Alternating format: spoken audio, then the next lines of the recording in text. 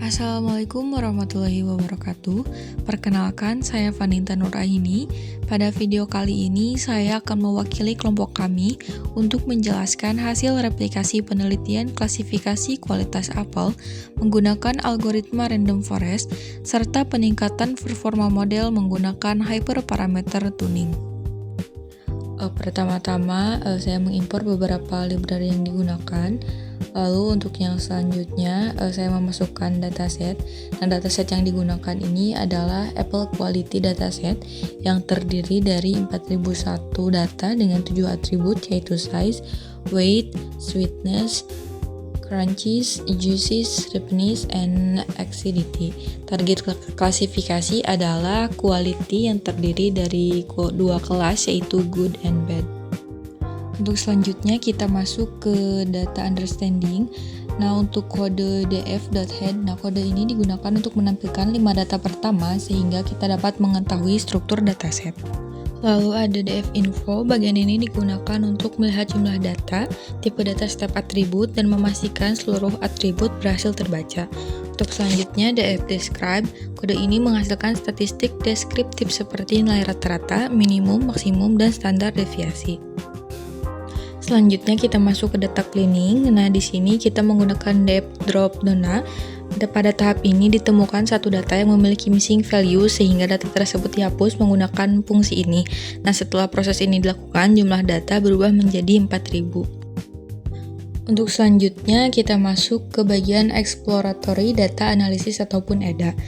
Nah, pada grafik ini menunjukkan bahwa jumlah data good dan bad hampir seimbang sehingga dataset tidak mengalami class imbalance. Untuk selanjutnya kita masuk ke heatmap. Di heatmap ini digunakan untuk melihat hubungan antara atribut. Dari hasil yang diperoleh, tidak ditemukan korelasi yang sangat tinggi sehingga tidak terjadi multikolinearitas. Untuk selanjutnya ada blockspot. Blockspot ini menunjukkan terdapat beberapa outlier. Namun outlier tidak dihapus karena random forest cukup robust terhadap data yang ekstrim. Untuk selanjutnya kita masuk ke tahap pre-processing.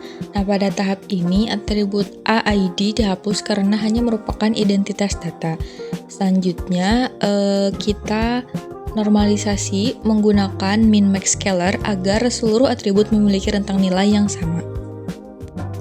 Lalu pada train test split, dataset ini kita bagi menjadi data latih sebesar 80% dan data uji sebesar 20%.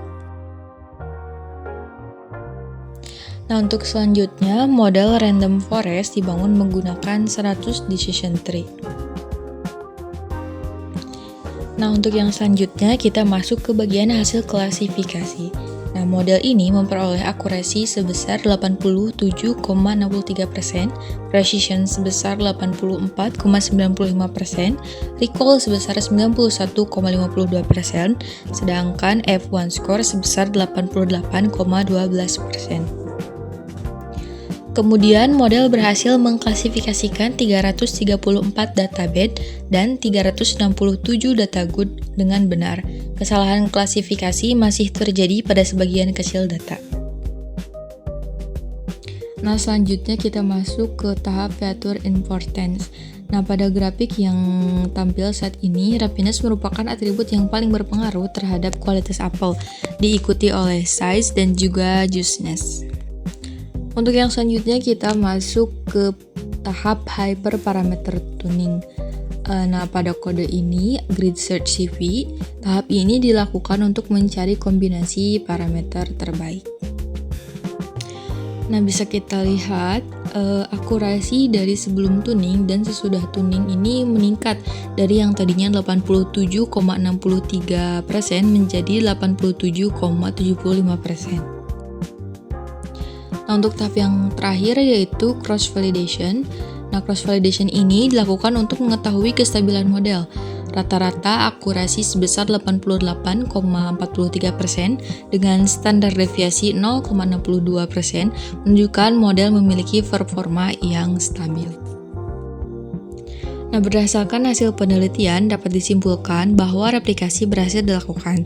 Selain itu, hyperparameter tuning berhasil meningkatkan performa model random forest meskipun peningkatannya tidak terlalu besar. Sekian yang dapat disampaikan. Mohon maaf atas segala kekurangan. Terima kasih. Wassalamualaikum warahmatullahi wabarakatuh.